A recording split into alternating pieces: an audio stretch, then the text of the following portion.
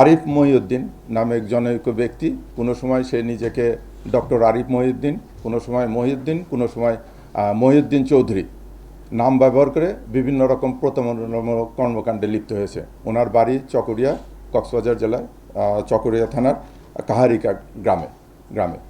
তা গতকাল DB, CTDC এবং কক্সবাজার জেলা পুলিশের সহায়তায় তাকে আটক করে জিজ্ঞাসাবাদের জন্য নিয়ে আসা হয়।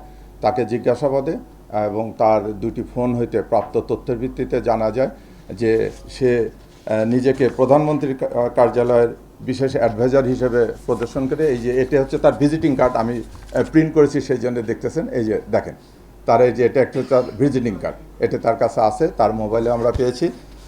তারপরে সে আরও অনেক এরকম ছবি, এরকম প্রচুর পরিমাণে ছবি, এটা স্লাইড আমি আপনাদেরকে দেব, এগুলো করছে। তারপরে প্রধানমন্ত্রীর কার্যালয়ের শাহাবুদ্দিন জামিল, পরিচালক প্রশাসন, প্রধানমন্ত্রীর কার্যালয় ঢাকা, এরকম সিল ব্যবহার করে প্রধানমন্ত্রীর বায়োগ্রাফি তৈরি করে ওটি বিভিন্ন লোকের কাছে পাঠাচ্ছে। এবং আরও অনেকগুলো আছে এরকম। এই যে দেখেন, এটা একটা গেজেট, এটা আমাদের সরকারি গেজেট।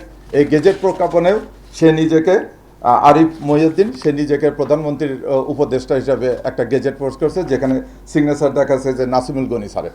আসলে অরিজিনাল ঘটনা, স্যার এটা অন্য একটা গেজেট হয়েছিল, যেটা প্রকৃত গেজেট।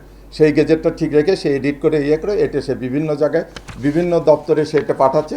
এবং সে আর একটা সংগঠন করছে, এরকম হাজারো প্রতারণা আছে। সেই গুম কল্যাণ ট্রাস্ট নামে একটা করে, দেখেন আপনারা, সরকারি একবারে সিল মনোগ্রাম ব্যবহার করে এটাকে সে আমাদের সরকারের একজন ঊর্ধ্বতন কর্তব্য ব্যক্তিকে এটার সভাপতি, এবং সে নিজেকে সদস্য সচিব ঘোষণা করে, এবং বিভিন্ন পর্যায়ের লোক, আমাদের অনেক বড় বড় মন্ত্রী মহোদয়দেরকে নাম ব্যবহার করে যে তারা এটা উপদেষ্টা আছে। সে বিভিন্ন জায়গায় এই গুম কল্যাণ ট্রাস্ট এটা সাহায্য করার নামে বিভিন্ন জনের কাছ থেকে আর্থিক সুবিধা বা চাঁদা চাচ্ছে।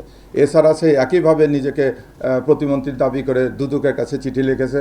সে বাংলাদেশ ব্যাংকে চিঠি লিখেছে তাকে 1000 কোটি টাকা লোন দেওয়া। তার মোবাইল প্রাথমিকভাবে যাচাই বাছাই করে আমরা অসংখ্য প্রতারণা নিয়ে পেয়েছি। তাকে আমরা আটক করে নিয়ে এসেছি। এখন জিজ্ঞাসাবাদে তাকে আমরা এইসব তথ্য পাচ্ছি, তাকে আরও জিজ্ঞাসাবাদ তাকে আইনের আওতায় নেওয়া হবো।